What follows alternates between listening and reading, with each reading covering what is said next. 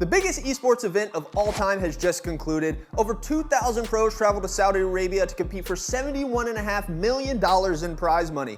This is your rapid recap of the Esports World Cup. 7 weeks and 25 different tournaments covered in under 3 minutes. Let's roll.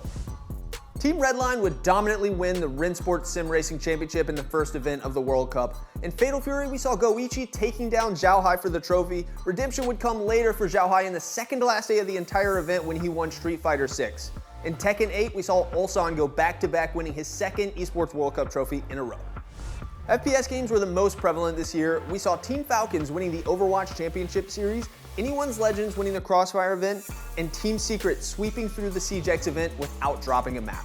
Optic Gaming followed up their COD Champs victory with an EWC title, and we had 2 EMEA Valorant teams competing for the championship, but it was Heretics winning that out over Fnatic. In our final non-Battle Royale game, we were treated to the unexpected Cinderella story of the Mongols winning the Counter-Strike title, a huge victory for both the team and the country of Mongolia as a whole. Now let's rattle off some BR games that were on display. We saw VK Gaming winning in Apex Legends. For Free Fire, it was EVOS Esports. Twisted Minds won in both PUBG Battlegrounds and COD Warzone, and it was the Yangon Gladiators from Burma taking home the PUBG Mobile title. In one of the most hyped new additions to the Esports World Cup, we saw Magnus Carlsen lifting the first chess championship trophy at the Esports World Cup. Another Team Liquid player, Manu Bachor, took home his second FC Pro title, and it was Carmine Corp winning the Rocket League Championship for their fanatic French fans. Almost there, let's finish things off with some MOBA and strategy games. Team Spirit won out in Dota 2. Team Liquid won the Mobile Legends Bang Bangs Mid-Season Cup, while the Vitality roster topped the women's tournament. Serral avenged his second place finish from last year in StarCraft 2.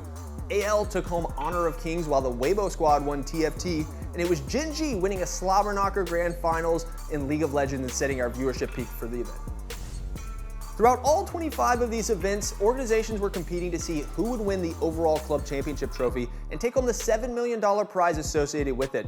Orgs were signing teams from games that they would never normally touch to try and keep up with the Falcons, but once the dust settled, none could compare. The Falcons medaled in 6 events and had a 1,000-point lead over second place. I do want to give a big shout out to Team Liquid and Team Vitality for keeping it close, despite the sheer number of teams working against them. One big thing to note is the Falcons Overwatch team. In order to win the club championship trophy, you have to win an individual event, and it was the Falcons Overwatch team going from last chance qualifier all the way to a grand finals victory to make their team eligible. That's gonna do it for Rapid Recap. I can't lie, I'm kinda sad it's gonna be an entire year before we get to see another event like this, with so many teams competing in so many games all in one arena. But I'll still be here bringing you the esports news Monday, Wednesday, and Friday. Thanks for watching.